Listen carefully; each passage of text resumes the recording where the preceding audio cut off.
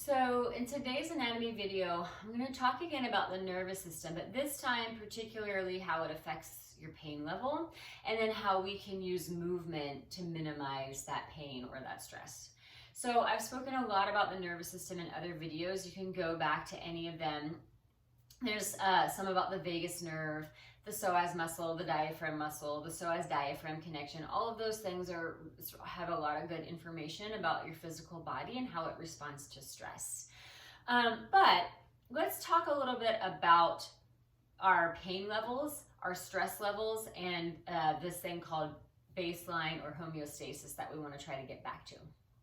So, as a refresher, the vagus nerve starts inside the brain, goes all the way down and drops into the abdomen. So it connects to all of the internal organs in your abdomen. So it sort of does have this really intense effect on the digestive system.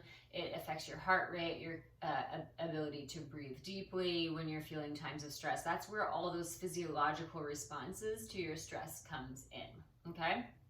Now, what the body is always seeking is this thing called homeostasis. What that means is that we have balance, we have stillness, peace, and calm inside the body, and that's our starting off point, right? So ideally, you wake up every morning in homeostasis, yeah? So as the day comes around and you have little stressors that come up, it can flare up, your nervous system can activate, but then when the stress leaves and the parasympathetic nervous system hopefully activates, you go back down to this baseline of calm so that your body isn't feeling overwhelmed all the time. Unfortunately, we've had a really rough few years on a global level, but also everybody is still experiencing things on a personal level. So, this may not apply to you, or it may apply to you. Just think about it. When you're constantly being bombarded with stressful events, if you're paying attention to what's going on, if it's affecting you, if you know people that are being affected by it, if you're experiencing hardships on a personal level, what happens is that your baseline starting here at this peaceful place.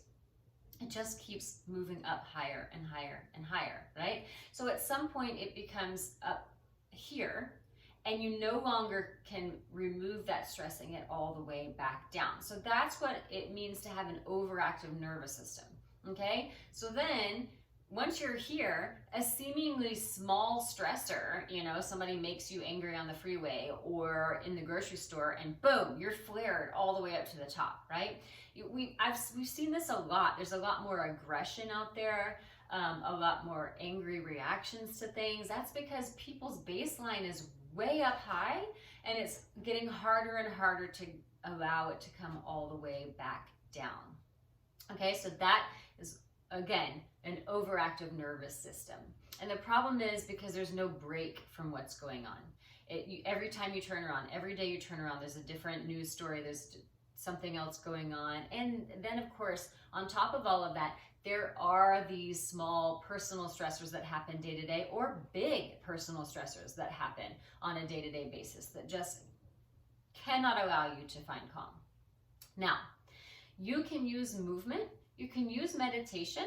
I know meditation is not for everybody. That's a conversation for another day, because I also have ideas for you. So if you are a person that says, I don't meditate, I can't meditate, send me a message, I've got some help.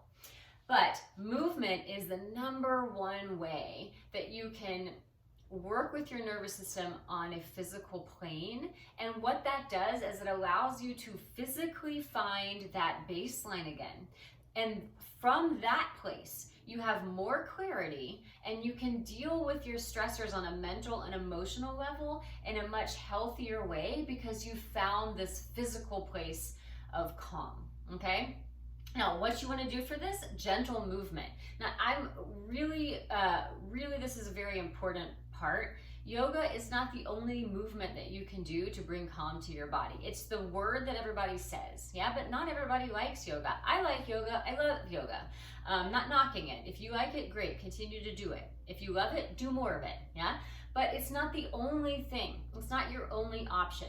The only thing that you want to take into consideration, if you're feeling really heightened and really stressed, you might not want to do intense cardio, because that can lift you up even higher. You might need to do something a little bit more gentle for your body. Some core work, some alignment work, try some Pilates, try dancing, try moving your body a little more slow, more rhythmical. And then of course, jump back into your cardio when you feel a little bit more relaxed.